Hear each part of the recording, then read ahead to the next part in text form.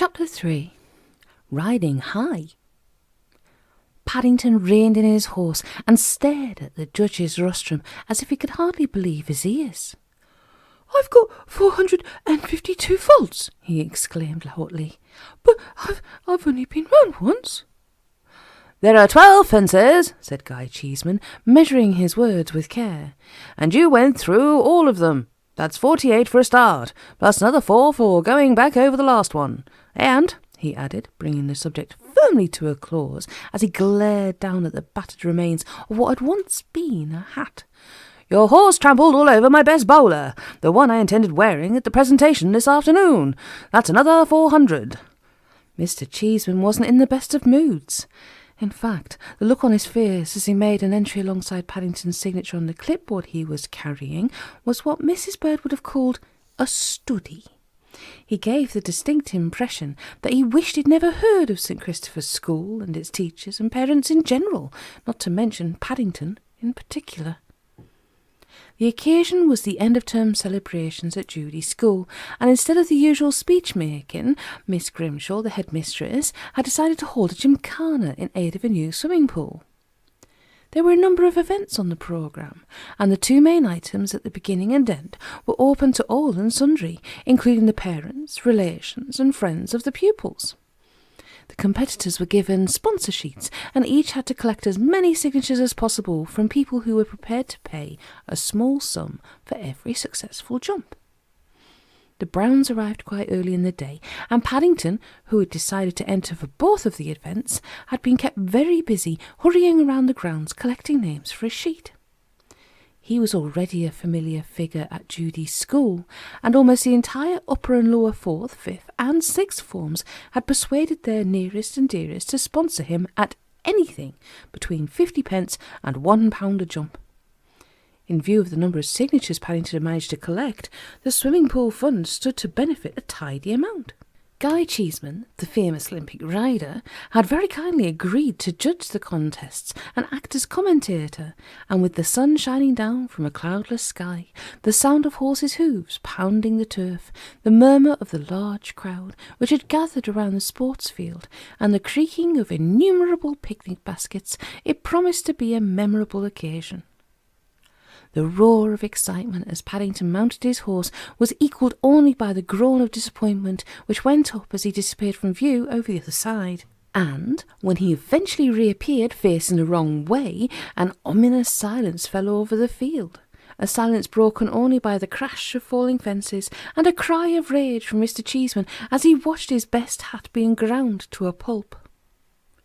Paddington was more upset than anyone, for although he had never actually been on a horse before, let alone a jumping one, Mr. Gruber had lent him several very good books on the subject, and he'd spent the last few evenings sitting astride a puff in the Brown sitting room, practising with a homemade whip and some stirrups made from a pair of Jonathan's old handcuffs. It was all most disappointing. In fact, he had rather wished now he'd chosen something else to practise on. To start with, the horse was very much taller and harder than he had expected, more iron and steel than flesh and blood, and whereas by gripping the puff between his knees he'd been able to hop around the house at quite a speed, it was nothing compared with Black Beauty once she got going. That apart, aside from when he'd unexpectedly bumped into Mrs. Bird in the hall, he'd never attempted any kind of jumps on the poof. And no matter what he shouted to Black Beauty, she seemed to have it firmly fixed in her mind that the shortest distance between 2 points was a straight line, regardless of what happened to be in the way. According to Mr. Gruber's book, one of the first requirements in horse riding was complete confidence between rider and mount, and Paddington would have been the first to admit that as far as he was concerned, he was a non-starter in this respect. He completed the round, clinging helplessly to Black Beauty's tail, with his eyes tightly closed, and the trail of damage they left behind made the hockey pitch at St. Christopher's resemble the fields of Belgium immediately after the Battle of Waterloo. "Never mind, Paddington," said Judy, grabbing hold of the reins.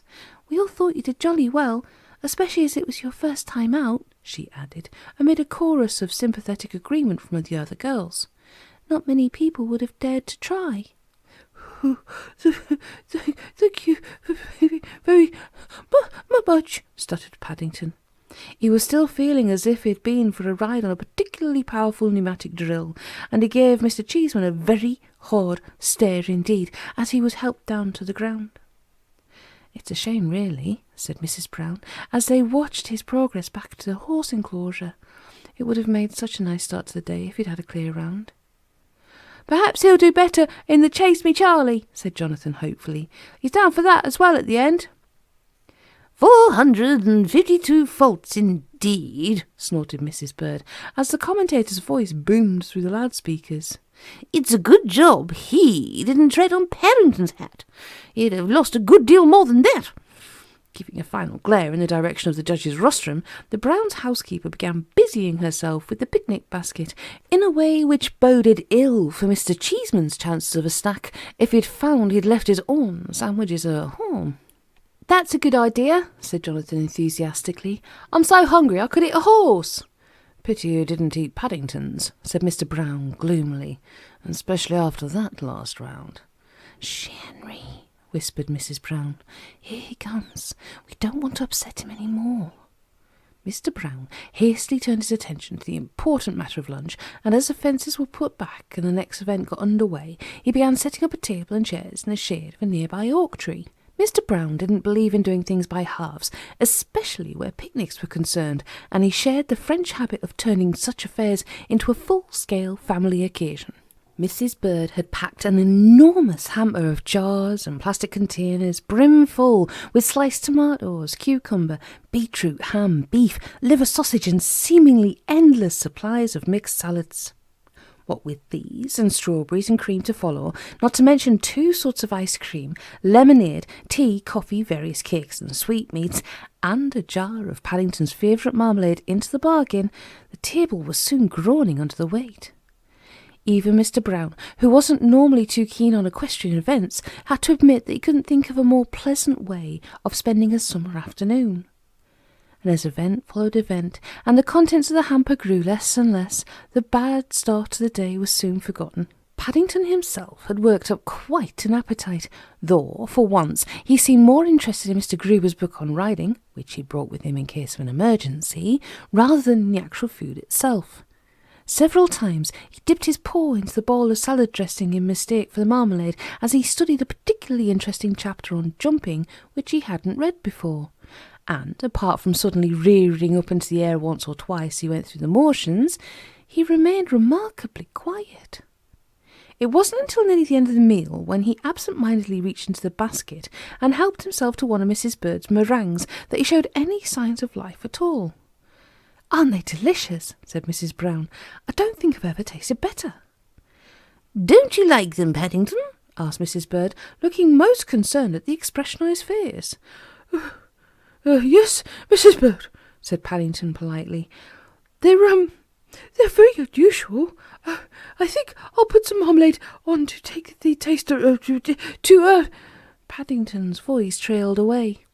Although not wishing to say so, he didn't think much of Mrs. Bird's meringue at all, and he was glad it was particularly small and dainty. It was really most unusual, for Mrs. Bird was an extremely good cook, and her cakes normally melted in the mouth, whereas the present one not only showed no signs of melting, but was positively stringy. And it wasn't just the texture. Paddington couldn't make up his mind if it was because he'd followed the ice cream with another helping of Russian salad, or whether Mr. Brown had accidentally spilled some paraffin over it when he'd filled the picnic stove. But whatever the reason, Mrs. Bird's meringue was very odd indeed, and not even a liberal splodge of marmalade entirely took the taste away. However, Paddington was a polite bear, and he had no wish to offend anyone, least of all Mrs. Bird, so he dutifully carried on. Fortunately, he was saved any further embarrassment by Guy Cheeseman announcing that the final event on the programme was about to take place and asking the competitors to come forward. Hastily cramming the remains of the meringue into his mouth, Paddington gathered up his book and sponsor sheet and hurried off in the direction of the saddling enclosure, closely followed by Judy and several of her friends. "I know one thing," said Mr. Brown, as he disappeared from view into the crowd. "If he manages to get over one fence, the swimming pool fund won't do too badly. He's got enough signatures now to float a battleship." For various reasons, Paddington's sponsor sheet had grown considerably during the course of the afternoon. Apart from a number of people who'd added their names a second time to show they hadn't lost faith, there was a considerable new element who had signed for quite a different reason.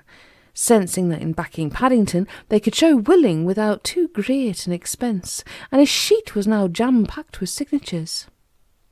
"It would serve some of them right if he did do well," said Mrs. Bird darkly. "It might teach them a lesson." Mrs. Bird looked as if she had been about to add a great deal more, but at that moment a burst of applause heralded the first of the long line of competitors. The Chase Me Charlie event was one in which all the contestants formed up in a circle, their horses nose to tail, and took it in turns to jump a single pole. Only one fault was allowed, and each time a round had been completed, those with faults dropped out, and the pole was raised another inch until the final winner emerged. Practically everyone who could ride was taking part, and the circle of horses stretched right around the field, so it was some time before Paddington came into view on Black Beauty. There was a nasty moment when he came past the Browns and tried to raise his hat, which he'd insisted on wearing on top of his compulsory riding one. But he soon righted himself and disappeared from view again, holding the reins with one paw and anxiously consulting Mr. Gruber's book, which he still held, in the other. "Oh dear," said Mrs. Brown nervously. "I do hope he takes care. I don't like to say so in his presence, but it must be terribly difficult with short legs. No wonder his paws keep coming out of the stirrups." "I shouldn't worry at all," said Mrs. Bird. "There's one thing about bears, they always fall on their feet no matter what happens." Mrs. Bird did her best to sound cheerful, but she looked as worried as anyone as they waited for Paddington to make his first jump. Judy arrived back just in the nick of time, and in the excitement, only Mrs. Bird's sharp eyes noticed that she, too, was now wearing a very odd expression on her face. An expression, moreover, which was almost identical to the one Paddington had worn a little earlier when he'd had trouble with his meringue. But before she had time to look into the matter, her attention was drawn back to the field as a great roar went up from the crowd. The Browns watched in amazement as Paddington and Black Beauty literally sailed over the pole. One moment they'd been trotting gently towards it, and then Paddington appeared to lean forward and whisper something in the horse's ear. The very next instant, horse and rider leapt into the air and cleared the hurdle with several feet to spare. Admittedly, the pole was at its lowest mark, but even so, the performance drew a gasp of astonishment from the onlookers. "Bravo!" cried someone near the Browns. "That bear's done it at last, and not even a sign of a refusal." "Heavens above!" exclaimed Mr. Brown, twirling his moustache with excitement. "If he carries on like that, he'll be up among the leaders in no time. Did you see it? He went higher than anyone." Jonathan listened to his sister as she whispered in his ear. "If he does it again," he said gloomily. "Well, even if he doesn't, he's certainly not bottom this time," said Mrs. Brown thankfully, as a following rider brought the pole down with a clatter. And as it happened, Jonathan's worst fears went unrealised, for seeming miracle began to follow miracle, as Paddington and Black Beauty made one effortless clear round after another, and one by one the other competitors began to drop out. Each time they drew near to the jump, Paddington leaned over and appeared to whisper something in Black Beauty's ear, and each time it had a magical effect as she bounded into action, and with a whinny which echoed around the cloisters, cleared the hurdle with feet to spare. Paddington was so excited he discarded Mr. Gruber's book in order to raise his hat in acknowledgement of the cheers, and even those who'd signed his sheet rather late in the day, although they'd worn long faces at first, began applauding with the rest. And when it came to the final round, with Paddington pitted against Diana Ridgway, the head girl, the excitement was intense. Even with loyalty so divided, the cheer which rang out as Paddington emerged the victor practically shook the school to its foundations, and Diana Ridgway herself set the seal on the occasion by dismounting and running over to offer her congratulations. Guy Cheeseman so far forgot the unpleasantness earlier in the day that phrases like "superb horsemanship," "splendid display," and "supreme example of rider and mount being as one" floated around the grounds with scarcely a pause for breath. For some reason or other, Diana Ridgway appeared to have second thoughts as Paddington leaned down to speak to her, but with an obvious effort she overcame them, and in the general excitement the moment passed practically unnoticed. "What an incredible business!" exclaimed Mr. Brown, mopping his brow as he settled down again. I wonder what on earth Paddington kept whispering to Black Beauty. Must have been something pretty good to make her want to jump like that. Jonathan and Judy exchanged glances. Then Judy took a deep breath. I'm not sure he whispered anything, she began, only to break off again as she suddenly caught sight of Paddington and the headmistress about to converge a short distance away. Crikey, that's torn it, said Jonathan, as Miss Grimshaw began pumping Paddington's arm up and down. Stout effort, she cried. Allow me to shake you by the paw. You've given our swimming pool a tremendous fillip. Paddington began to look more and more surprised as he listened to the headmistress. He had no idea they'd dug the hole even, let alone filled it up. I hope I haven't filled it too full, Mrs. Grimshaw, he exclaimed politely. Miss Grimshaw's smile seemed to become strangely fixed. Then she paused and gave a sniff. I really must get Birchwood to look at the drains, she said, eyeing Paddington even more doubtfully. I hope we shall meet again at the presentation. Crumbs, said Judy, as the headmistress hurried on her way. The presentation. We'd better do something before then. Dashing over to Paddington, she grabbed hold of his paw and then turned to her brother. Come on, Jonathan, she called. We'll take him to see Matron. She's just over there in the first aid tent, and she may be able to give him something. Matron? Echoed Mrs. Brown, as Judy began whispering in Paddington's ear. Oh, what on earth are they on about? It's all right, Mrs. Brown, cried Paddington. It's nothing serious. I'm afraid I'm having trouble with one of Mrs. Bird's meringues. Trouble with one of my meringues? Mrs. Bird began to look thoughtful as Judy and Jonathan whisked Paddington away. How many did the children have? She asked, rummaging in her picnic basket. 3 each, I think, replied Mrs. Brown. I remember them talking about it. Jonathan wanted another, but there weren't any left. I had 2, the same as you. She turned to her husband. How many did you have, Henry? 4, said Mr. Brown. They were a bit moreish. That makes 14 altogether, said Mrs. Bird, as she began emptying the contents of the picnic basket. And that's all I made, she added ominously. So whatever that bear ate, it certainly wasn't a meringue. Mr. Brown wound down the window of his car to the fullest extent and then glanced over at Paddington. How anyone could mistake a head of garlic for a meringue, I just don't know, he said. Especially one of Mrs. Bird's, said Judy. Matron couldn't believe her ears. Or her nose, said Jonathan. Paddington looked at them sheepishly. I'm afraid I was too busy reading about my cavalettis, he explained. That's to do with jumping. I didn't notice I'd made a mistake until it was too late. But a whole head, said Mrs. Brown from behind her handkerchief. I mean, a clove would have been bad enough, but a whole head. No wonder Black Beauty was jumping so well, said Judy. Every time he leaned over her, she must have got the full force. It's a wonder she didn't go into orbit, agreed Jonathan.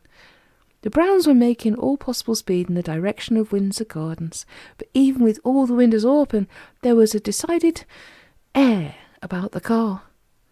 Paddington had been standing on the front seat with his head poking out the sunroof for most of the way, and every time they stopped, they got some very funny looks indeed from any passer-by who happened to be downwind. I'll say one thing, remarked Mr. Brown, as they drew to a halt alongside a policeman who hastily waved them on again. It soon clears the traffic. I don't think we'd have ever made better time. Perhaps I could eat some garlic when we go out again, Mr. Brown, said Paddington, anxious to make amends. Mr. Brown gave a shudder. No, thank you, he said. Once is quite enough.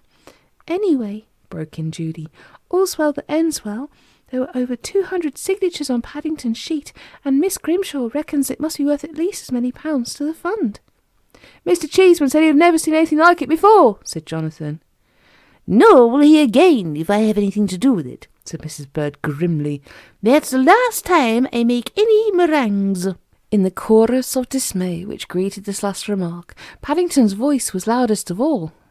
Perhaps you could make them extra large, Mrs. Bird, he said hopefully. Then they won't get mistaken. The Browns' housekeeper remained silent for a moment. All in all, despite everything, it had been a most enjoyable day, and she was the last person to want to spoil it.